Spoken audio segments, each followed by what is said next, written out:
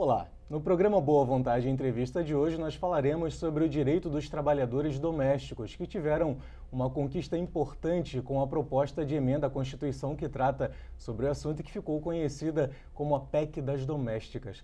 Para falar conosco sobre esse assunto, nós convidamos o Dr. Marcos Vinícius Cordeiro, secretário-geral da OAB Rio de Janeiro e presidente da Comissão da Justiça do Trabalho da Ordem dos Advogados do Brasil aqui no Rio. Doutor, seja muito bem-vindo ao programa Boa Vontade Entrevista. Muito obrigado. Doutor, o que representa efetivamente para a classe a aprovação dessa PEC das domésticas? Bom, em primeiro lugar é a isonomia das domésticas em relação ao conjunto dos trabalhadores, né? Domésticas e domésticos estão inseridos nesse conjunto e tinham tratamento diferenciado, tinham direitos parciais apenas, enquanto a classe trabalhadora conquistou muitos outros direitos, além daqueles que elas já tinham com a Constituição de 88, os empregados domésticos ficaram à mercê ainda de uma legislação que era restritiva, discriminatória, né, e que não poderia realmente subsistir já desde 88, em razão do princípio maior de que todos são iguais perante a lei, né? Trabalhadores têm que ter os mesmos direitos, guardadas as suas especificações. Então, eu acho que o primeiro ganho justamente é esse, no sentido do tratamento isonômico, do reconhecimento, ainda que tardio, mas em tempo, da discriminação que os domésticos e domésticas sofriam, né, em relação à legislação trabalhista. Você bem pontuou, foi uma conquista naturalmente muito importante para os trabalhadores domésticos. Mas o que, para um entendimento mais perfeito do nosso público, o que esse texto aborda de novas garantias de direitos e deveres dos empregados?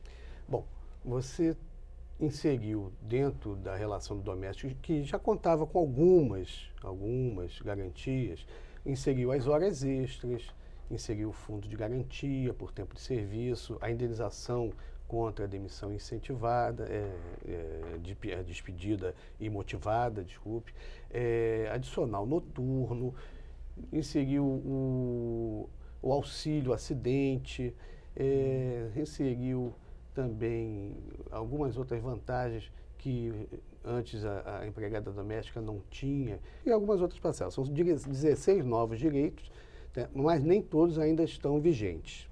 Alguns ainda estão pendentes da regulamentação, que, embora aprovada na Câmara, ainda não está liberada, ainda não foi aprovada em definitivo para viger.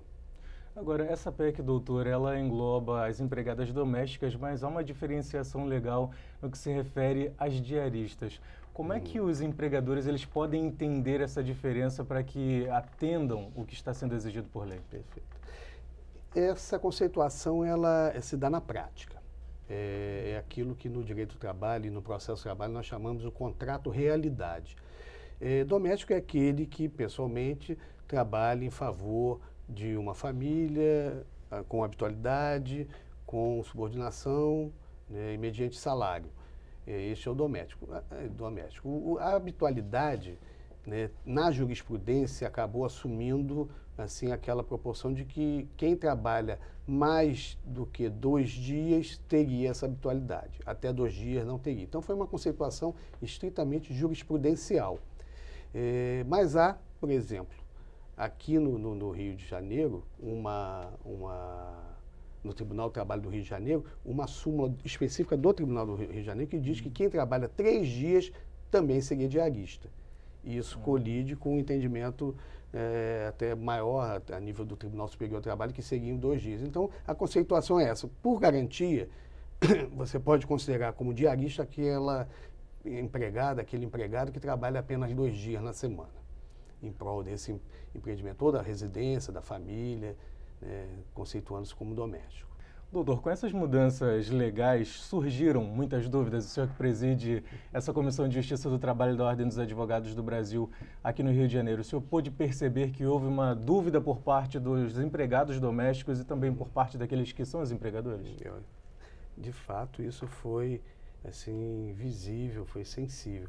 Logo no início, foi em abril de 2013, se não me engano, a PEC, já no mês seguinte nós fomos convidados para participar de várias mesas redondas, de mesas de debate, de discussões em rádio, inclusive, para tentar entender primeiro o que era essa nova legislação, como as partes se adequariam. O que prevaleceu hoje, vendo na retrospectiva, foi o bom senso. né? É uma relação muito pessoal, muito direta. Então, o bom senso que falou mais alto. A dúvida do empregador era, vai ter horas extras, eu vou ter que botar um relógio de ponto na minha casa. Não teria que se chegar a tanto. Até uma folha de ponto seria até recomendável, mas eu acho que o bom senso, todo mundo sabe que hora que a pessoa chega na sua casa, que eu acho que ela vai embora da sua casa. Então, isso que foi o interessante nessa retrospectiva que se faz. Mas que até hoje ainda gera uma certa dúvida, certo questionamento, sim. Principalmente com o que ainda não foi posto em prática, que é a parte que está pendente da regulamentação e que não está vigendo ainda, né? São os 7 direitos que ainda não estão em vigor.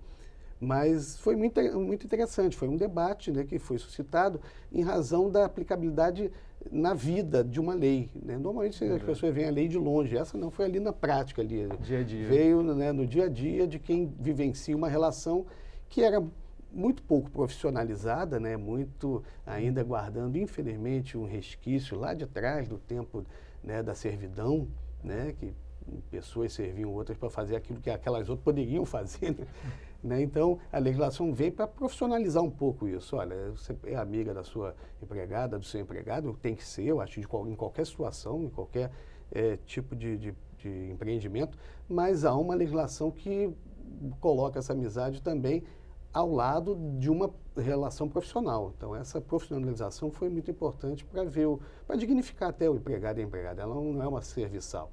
É uma trabalhadora que tem direitos e está sendo contratada para prestar um serviço e aqueles direitos vêm juntos, né? Estão ali para serem cumpridos. Doutora, a Ordem dos Advogados do Brasil, nessa vivência muito próxima à população, também aos profissionais, como é que vocês têm percebido a aplicabilidade justamente dessa nova regra?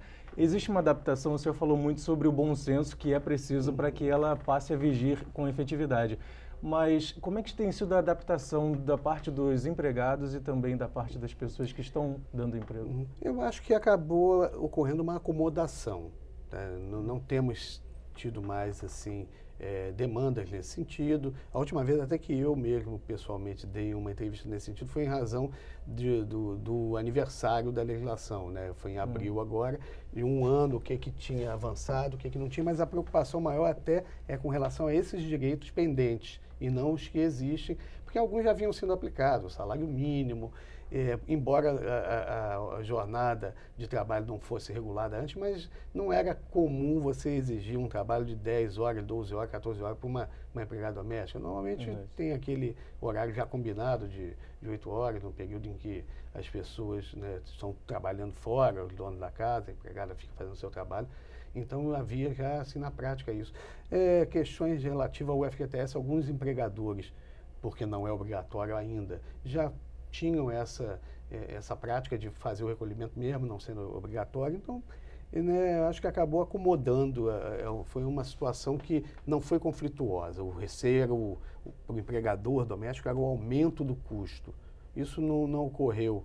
Né, verificou-se que isso não ocorreu e, ao contrário, até vai poder possibilitar aí mais à frente um ajuste em relação à pendência que o empregador pode ter, né, que vai até lhe favorecer. Agora, doutor, como tem sido feito, já que é uma lei recente, algo novo para a sociedade, como é que tem sido feito o controle? Tem sido efetivo para que haja realmente a garantia desses direitos? Essa é uma questão ainda que ela pode ser pensada assim, em tese, mas na prática eu não vi nenhum caso, porque o controle da aplicabilidade da legislação trabalhista é feito pelos fiscais do trabalho da Delegacia Regional do Trabalho. Tá? Eles comparecem aos locais de trabalho e dizem que querem fiscalizar. Só que na residência só entra aquele a quem você consentir, isso é constitucional, o lar é inviolável. Verdade. Né? Então, como é que você vai entrar numa casa para verificar as condições de trabalho? Porque, além de outros direitos, também tem direitos relativos à segurança e medicina do trabalho, né? Esse direito protetivo que não é pecuniário, esse muito importante.